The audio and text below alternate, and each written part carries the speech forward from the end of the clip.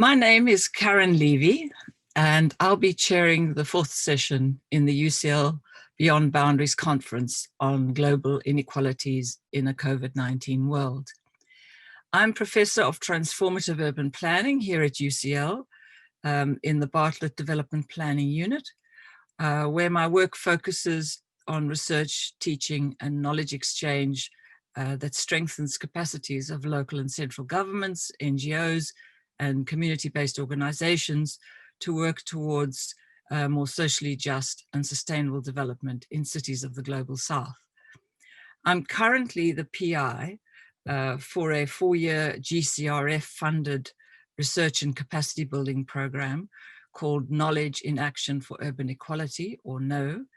And the program brings together a global consortium of researchers and partners across 13 institutions and 12 cities in Africa, Asia, and Latin America. As the title of this program suggests, my entry point into the topic of this session takes an urban perspective. And I'll start with two often quoted trends. First, that 55% of the world's population is living in cities, with the United Nations predicting that by 2050, this figure will rise to 68%. And second, however, 3/4 of cities are now more unequal than they were in 1996.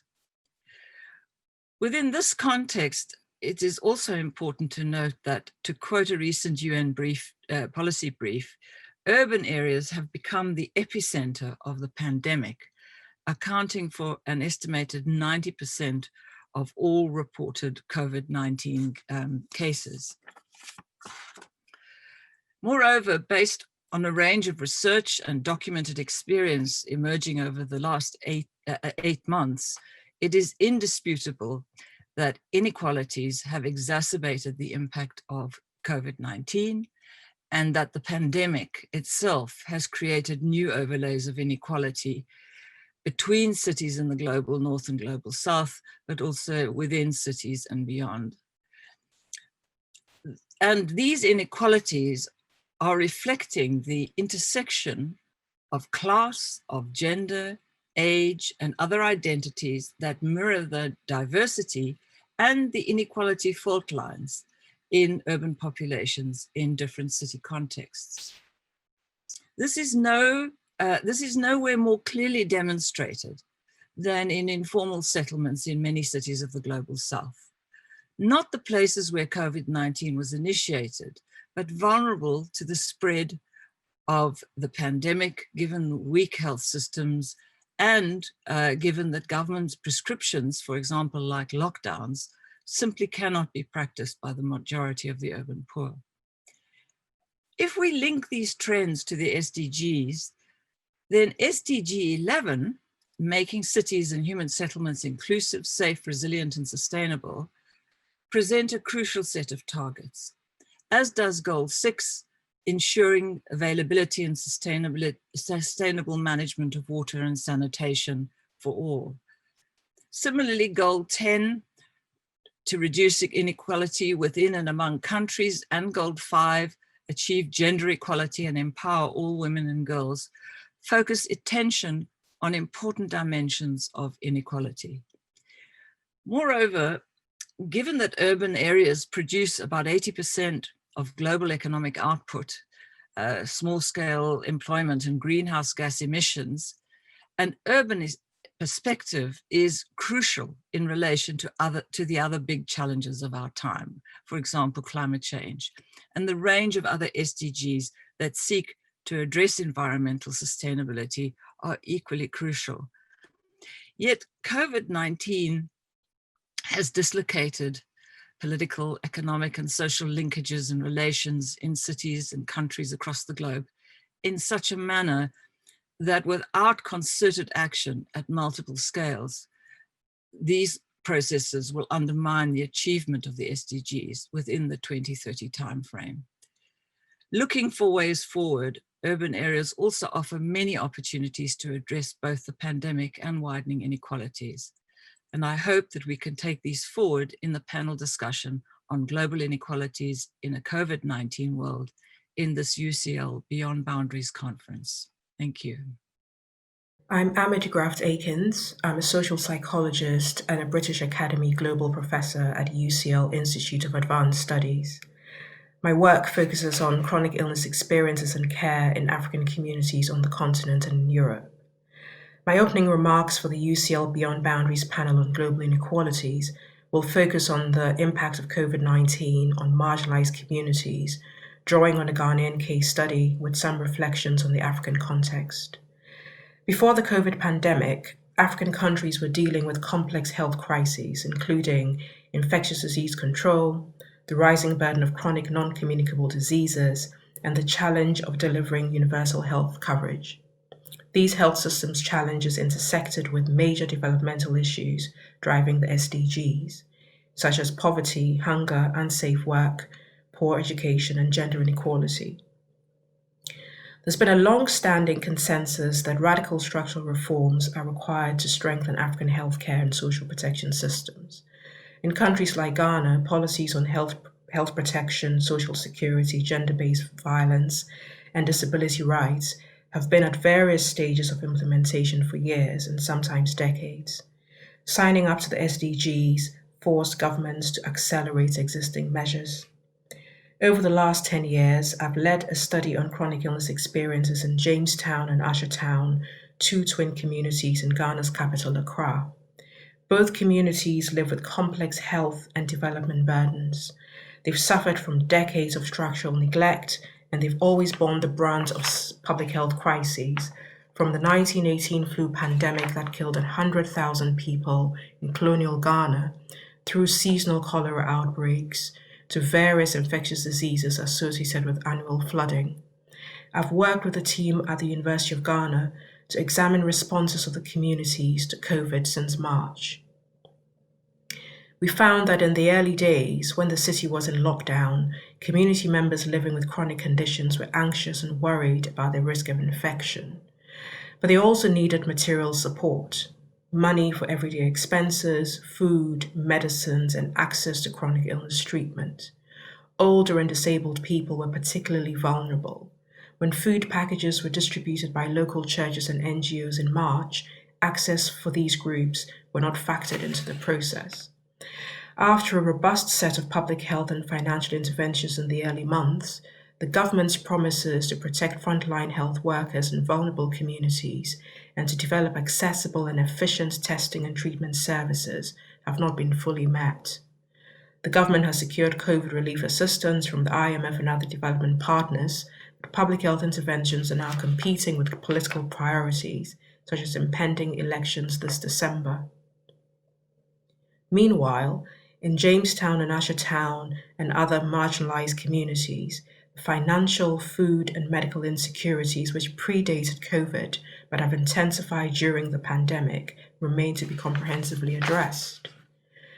Every public health crisis amplifies the existing inequalities that raise disease risk, morbidity, and mortality for marginalized and vulnerable groups in society. COVID-19 presents an extreme case study of this phenomenon. In Ghana and elsewhere, COVID-19 has also revealed the inner workings of political systems and power to wider communities.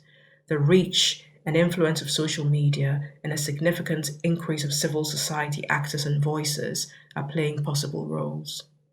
Social psychologists who work on health and development in marginalized settings argue that to improve opportunities for health, power holders must be held to account. In Ghana, there's usually an extensive lag period between the development and implementation of policy.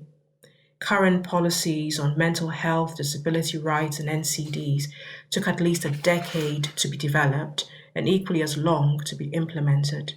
Policy monitoring and the scaling up of successful interventions take even longer if they do occur at all. These delays are usually driven by a culture of discontinuous policymaking dating from the colonial era. They're also driven by power and ideological struggles between policymakers, politicians, and development partners in terms of naming, understanding, and funding local problems. Any meaningful approach to address the multi-layered impacts of COVID for marginalized communities in Ghana and other African countries will have to push for implementing existing policies that intersect health equity, poverty reduction, and social protection. Good afternoon from South Africa. In my brief remarks this afternoon, I addressed the question, how might we confront inequalities and accelerate policy and programming for SDGs in the context of COVID-19 and other emergencies? Specifically, I focus on the cross-cutting issue of the pervasive gender inequality, which I believe, if adequately addressed, will help us move closer to achieving the 17 SDGs our governments committed us to. For feminists and gender activists, the personal or the private remains political, more so in the context of a public health emergency such as COVID-19. Not surprisingly, the pandemic has exacerbated inequalities already hammering communities and families across the globe. To illustrate, in South Africa and other places, there is abundant research which suggests that unemployment and poverty tend to be negatively skewed against women and girls. One intervention in South Africa that is aimed at addressing this is the expanded Public Works Program, which seeks to provide poverty and income relief for the unemployed across various spheres of government. Notably, between 2014 and 2018, 75% of the workers benefiting from the scheme were women. With the beginning of lockdown in March, the program, like others, were suspended with dire consequences for food security and access to other resources for families. Linked to this is women and girls' vulnerability to violence, including gender-based violence.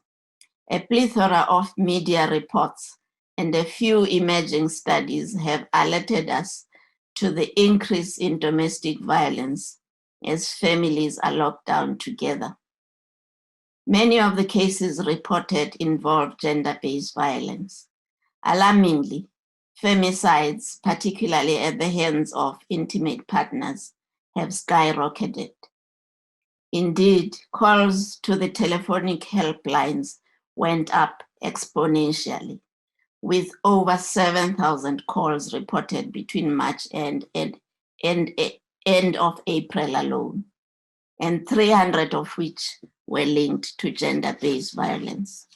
Indeed, COVID-19 has exposed the huge gaps in our responses aimed at mitigating the negative impacts of the many inequalities we face.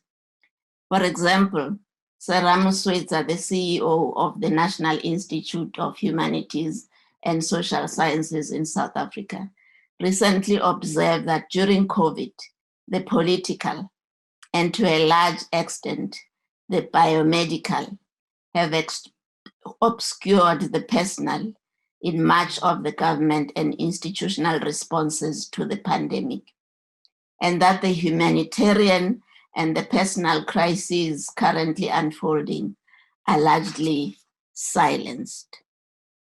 While there is limited research on the gender impacts of COVID-19, emerging scholarship tells us that the pandemic is worsening gender inequality in many contexts, where, for example, child marriages and unwanted and unplanned teenage pregnancies are on the increase. This means that the progress towards achieving the SDGs that our governments have been reporting in the past few years have been greatly reversed. Explaining the inadequacy of government and institutional responses to past pandemics, such as Ebola and SARS, Julia Smith refers to the tendency for what she refers to as the tyranny of the urgent. Using Ebola as an example, she concludes that gender analysis has been largely missing from much of the research and the debate, and that the structural issues tend to be ignored in favor of prioritizing immediate and medical needs. Emerging research on the gender impact of COVID-19 identifies girls as the most negatively impacted, particularly in poorly resourced communities like ours. With lockdown, they have not only lost access to schooling, they have also lost access to the various other services they need.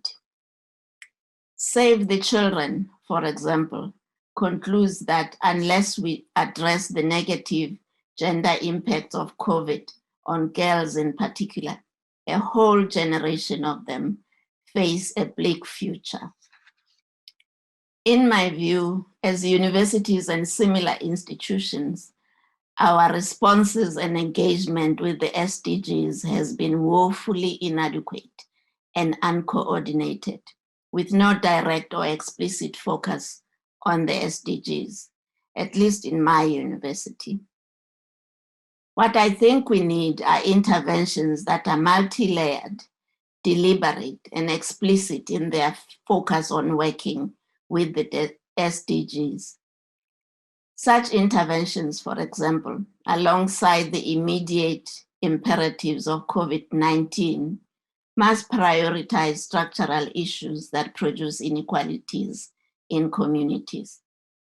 In South Africa, one example of such an issue that needs urgent and targeted attention is gender-based violence, particularly sexual violence against girls and women. Without this attention, gender inequality will persist, and addressing the 17 SDGs will only be a pipe dream. Thank you. Hello, everybody. My name is Phoebe Koundouri. I'm a professor at the Athens University of Economics and Business, where I direct the research laboratory on sustainable development. I'm also president-elect of the European Association of Environmental and Resource Economists, which is the biggest association in the world focusing on environmental and natural resource economics. I also direct the cluster on sustainability transition, which is a cluster of institutions that focus on mobilizing the transition to a sustainable and resilient socio-economic system. Within this cluster, I co-chair the United Nations Sustainable Development Solutions Network of Greece and direct the European Institute of Innovation and Technology Climate Kick Hub of Greece. I'm very happy that I'm participating in this event, which I consider very high profile and important for mobilizing the sustainability transition. And these days I start all my speeches by saying that at the moment we are facing 3 big tsunamis. The whole globe is facing 3 big tsunamis and a sleeping elephant. The first tsunami, which is the smaller in terms of magnitude, is COVID-19 and the cost on human lives that it brings with it. An even bigger tsunami that derives from the pandemic is the economic recession that is causing. And an even bigger tsunami that the economic recession caused by the pandemic is climate change, a tsunami that we've been warning for many decades, but unfortunately not enough action has been implemented in order to mitigate the effects of climate change. And at the moment, the annual average economic losses from climate-related disasters are in the hundreds of billions of dollars, and the human impact of geophysical disasters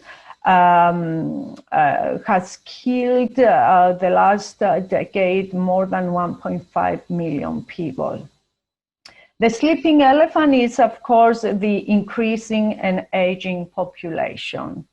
And this generation will be decisive because it will have to respond to the challenge of simultaneously handling these 3 tsunamis and the sleeping elephant, and doing so in a way that is just.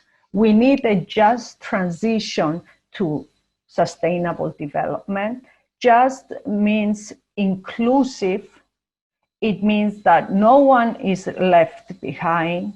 Everybody is equipped with the skills and knowledge and potential in order to join in the ride of sustainability transition. The global agenda that we have that can act as our blueprint for this just transition to sustainability is, of course, Agenda 2030 of the United Nations and the 17 Sustainable Development Goals. Sustainable Development Goal 8 on inclusive and sustainable economic growth and full and decent employment is very focused on equality issues. Sustainable Development 10, reducing inequality is relevant. Sustainable Development 16, peaceful and inclusive societies. And of course, Sustainable Development Goal 17 on building more and better international partnerships for global prosperity are relevant. And the second blueprint that we have, at least as Europeans, and we hope that this blueprint will have such impact and leadership that other countries will follow, is our European Green Deal.